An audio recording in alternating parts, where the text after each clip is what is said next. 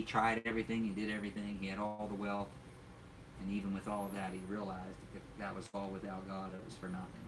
And so the end of it is the part I like the best, the conclusion of what Solomon figured out through his life.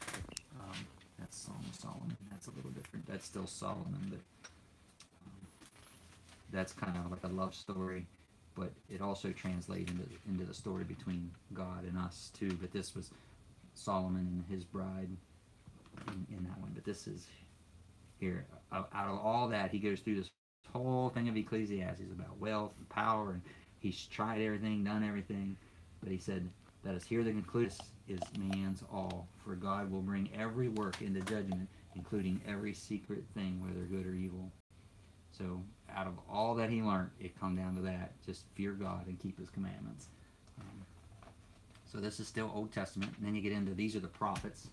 They're called, these are the major prophets.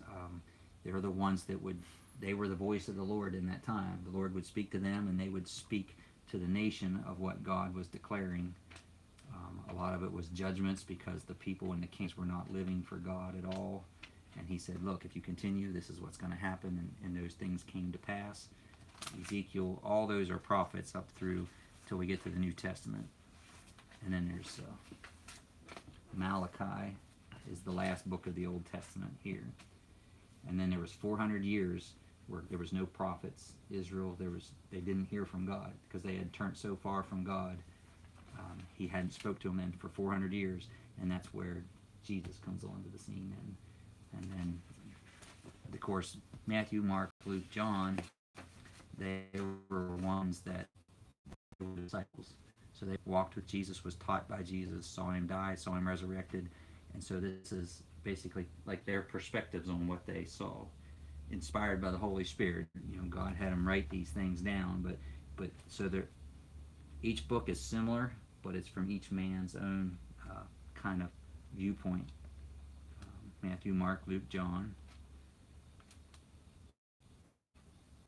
And you get into Acts. Acts is where you ever hear Pentecost?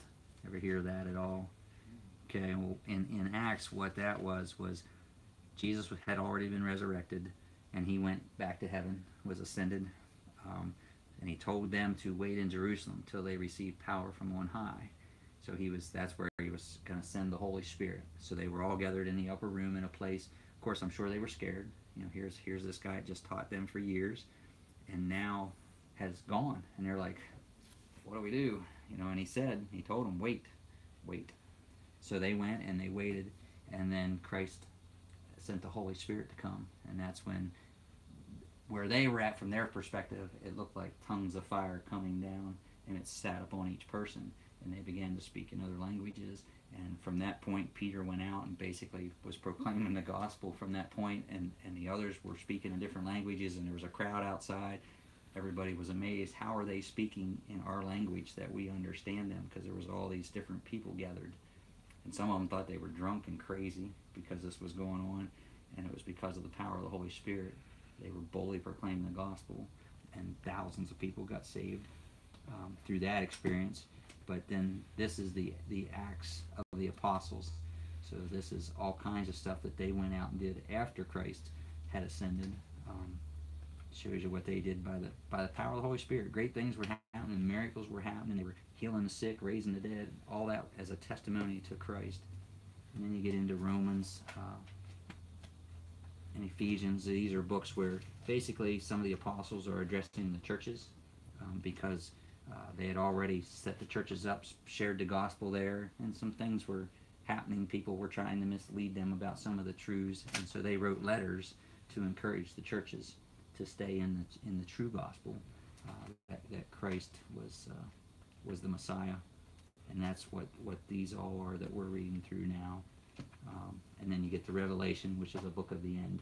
That's what's some of it has happened, but some of it is still yet to come. It's God telling us of what's in the future, and that one's pretty intense, but it tells us what's coming to the end. So New Testament is when Christ came. Old Testament was before Christ came. Lots of stuff in there. Gotcha.